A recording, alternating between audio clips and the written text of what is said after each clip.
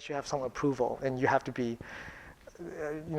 a specialist, technology, and some, if you're just doing labor work, that's not going to happen. So whatever city you're at, you bring your kids, they will not be able to go to school. Your kids can only go to school where you come from, wherever province you come from. So they have no choice to leave their kids with their grandparents. The families are automatically separated. There's no other option. And they don't see them. They see them 5, 10 days, a whole year. They're stuck working in a menial job. I mean, if any of you are familiar with some of the Chinese newspaper, you will know that there's a huge problem with some of those manufacturing plants, that people jumping out of the window committing suicide. And friends, let's go to the next slide. There's absolutely no social network. There's no social welfare programs. There's no any kind of safety net that those people can go to if they come in, have any kind of psychological problem, if they run into any kind of financial issues, and which they do all the time because they live check to check. Where do they go? They show up in the church sometimes. In one of my students' church. Some of the people that you see up front, the younger people, they work with those migrant workers. Some of the people that you see in the back who are older, 40, 50 plus, they come from the village and they work with people who stay behind. And when they come, these depressed, needy people come into their church. What do they say? What do they encounter? One of the most frequent things that when I go train and teach in classes in China is the fact that they will ask me this question. And every time I hear it, I just cringe, and then because they will say, Pastor Peter, we have a lot of needy people here. They are depressed. They're just stunned. They don't know. We don't know how to deal with them. Are they possessed by demon? How do we exorcise demon out of them?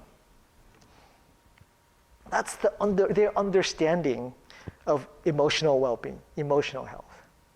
There's no other category that they understand so that they can help these needy people, sheep without shepherd. This is the reason why I am very excited to be part of Dr. Eggman's ministry.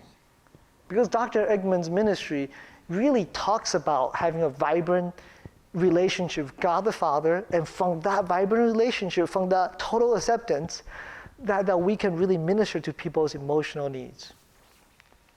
And what a great need it is. And friends, if we think about the things that you and I, we possess, like the iPhones, like the iPads, friends, there is really a social cost. There's a social cost to all that, to the material things that you and I own. Next slide, please. I live really a stone throw away from the new Apple campus. It's going to be a beautiful campus. I'm ready to take a walk in there. But friends, there's a social cost. This is where some of my friends I play Ultimate with, they're going to work in, and it's a beautiful campus. And we saw the migrant workers, where they work at, and the kind of condition that they work in. Okay, next slide. So that's what we're doing. We're going to equip these pastors, these Christian leaders, so that they can help these sheep without shepherd. To equip them with a theology of emotion, to equip them with practical counseling skills. And that's what they need. That's what they need in order for the Chinese Christians in China to really make a huge difference, to make an impact. All right. Any questions so far?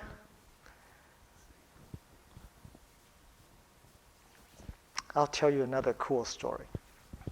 Okay. So while I was there training this class of students, as I told you, in the bedroom that I was at, and usually every little Bible seminary, underground Bible seminary or church, they have a small collection in their Christian book library. Okay, of course, you expect some commentaries and things like that. So I was in the bedroom where they also dubbed as a library. And next slide, please. I saw this book on the left in the Chinese title. Okay, it's really a commentary on the Romans, exposition of Romans. Okay, and I kind of opened it up, and I flipped it through, and guess what? I found my mother's name in it. You know why? Because my mother was actually an editor for a publishing organization that targets to train, to equip the Chinese Christian leaders in the 90s, in the early 90s. Okay? So in the middle of nowhere in China, I just happened to open a book, and guess what? My mother's name and my mother's work was there. They valued it enough that it was part of their library.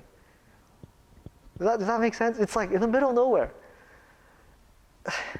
There's absolutely a lot of need for the Chinese Christians to grow in their expository preaching, interpretation of the Bible, but there are people who has been working on it, like my mother's organization, okay, and others. But concerning emotional well-being, concerning theology of emotion, concerning how they can connect to God the Father himself not with a shame base, not with a performance base, not with this kind of incorrect understanding of relationship, but really come to and totally accept it. We want Dr. Ekman's material, we want the BWGI material to go everywhere in China. That's really our prayer. When I talked to Dr. Ekman, we were saying, next time, in 5 years, when I go to China in the middle of nowhere, I want to find BWGI book in Chinese printed in their little library. Because that's what they needed at this point, in this moment of the Christianity development in China. Okay, this is so desperately needed. Everywhere I go, the pastors, the seminary leaders, they ask me, how can we best train our pastors and leaders peer counseling skill the fastest possible? If there's any kind of way that you can do this, we need it. Present it to us. We want to bring that. We want to do that. Because this is where God is taking. We're going to have most Christian in anywhere in the world. China is going to be it. And we want to raise up a generation of Christians in China that is balanced, that is deeply experiential in the love of Jesus Christ and by the love of the Father. And they need this. They need this. Okay, so what are some needs? What are some needs?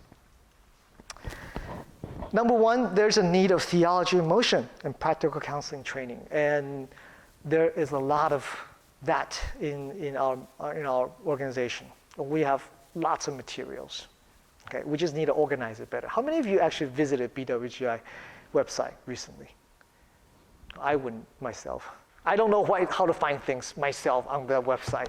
So we're going to reorganize it anyway, okay? So that's going to happen. And so that people can download stuff and get resources easier, okay? Of course, I said before, there's a lack of theological and biblical training. And when I go there for the last 5 years, I mainly focus on that. But out of this experience, I also realized that the need for the theology of emotion and practical counseling training. And this is the reason why I want to be part of the BWGI and really launch this thing forward. There is a great need for practical leadership mentoring. Can you imagine, like I said, if your church is growing 40% next year, how are you going to find leaders? Can you train leaders fast enough to keep up with the growth? It's hard. Okay, but they need that. Okay, I know a lot of us, when we think about church in China, we think about persecution. It's there. And my rule of thumb is I will respect my host what they feel like the danger level is. Okay, one of the seminary that I go teach in Beijing, on this one main street, there's 3 churches. They all have their signs right outside. On the first floor, they have a, Christian school, and it's in very Christian names, Emmanuel, or it's a Christian, right? And then there's a Christian bookstore right in the middle of Beijing. Okay, so you know that they have no fear of being persecuted, even though they're unregistered. Okay? But then you have the church like the rural China, where they shove me in the black van, I have no idea where I'm going. We just gotta go with them, roll with the punches. Just whatever they think is a level of danger, I respect that. But yes, it's there, persecution is there. But that really is not the major issue, I think, that the Chinese Christian is facing, because they gone through this all the time. They kind of grew up with this. Okay, so they know how to accommodate and live with it. Okay, I think sometimes the Western Christians, myself included, we kind of look at it and go, oh, human rights, and we kind of escalate it to a different level. But they definitely know how to live with it. Okay, so the way that I approach it is just I go with what they recommend and what they think is the security level, and I kind of go to exactly that and respect their assessment. And there are certainly people that when I teach in my class, the student would just come up and say, praise the Lord, I was just interrogated by, the police station, and it was miraculous that they let me go and I can make it here. So I'm like, praise the Lord too. I hope they didn't follow you, right? But whatever they think, I go with their assessment. Okay? And China is so big, sometimes people ask me, so yeah, what's a Christian like in China? And that's like, my Chinese students ask me, what's Christianity like in America? Well, where do I start, right, So that's, there's a lot of local flavor, different province, they might encounter different things, issue of level of persecution, people's response. China has a huge Muslim population in the northwest corner, and so it really depends. Okay, so different stories everywhere. China, the church, this last two is internal power struggle and also the organizational development. Like I said before, when you have an organization that's growing by 40% a year, 30% a year, it's just very natural that there's going to be, and there's lack of teaching on authority. So there's cults, there's kind of a hero worship sometimes, and that happens. And furthermore, when you want to start a church in China, it's not like America. I'm a church planter before, so we apply to the government, we get a nonprofit status. If people want to donate money, here, and there's check and balances, right? I mean, it's very clear what's going on. But in China, you're unregistered church. You're not supposed to exist. You're not supposed to go to the bank and register and say, this is Zion Church banking account. So how do you even get money if people donate to you money? If you are a church that's growing and now you have 50 people, you want to buy a little apartment to rent so that you can use as a fellowship, as where you do church, how are you going to buy it? There's a lot of trouble. I mean, so a lot of times the pastor will be the person that actually buys it, but that creates opportunity for corruption.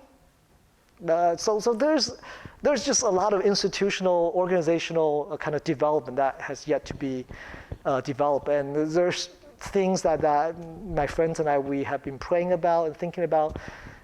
Hey, maybe some of us, instead of the corrupt official from China come here to invest right next door of my house, maybe we pour some money and buy some facility there and just rent it to the churches there. Another issue that they have encountered is when a church rent a facility.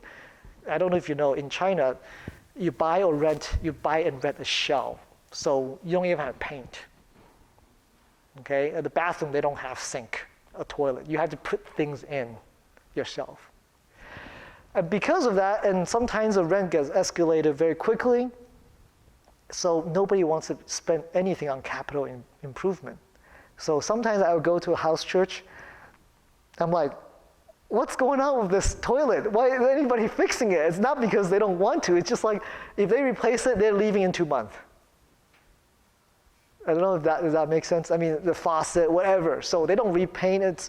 So everything looks very dumpy. There's kind of a sociological kind of contextual reason for some of the things happening. Okay, so that's kind of what's going on. There's a lot of needs. We can use a lot of your prayers. Yep. So I left some discussion questions for you guys, and there are a lot of things for us to think about. I think one of the things that we need to think about is, as North American Christian, what is our role? Okay, I find I have some friends, when we talk about the economic growth in China, we view it as a threat, right? And they're going to take over the world with all their gadgets and whatever, consuming power. What's going to happen? China is going to be the country of most Christians coming. How do we feel about that? What is our role as North American Christian? How can we contribute to their growth in a way that is really helpful and really from a kingdom perspective?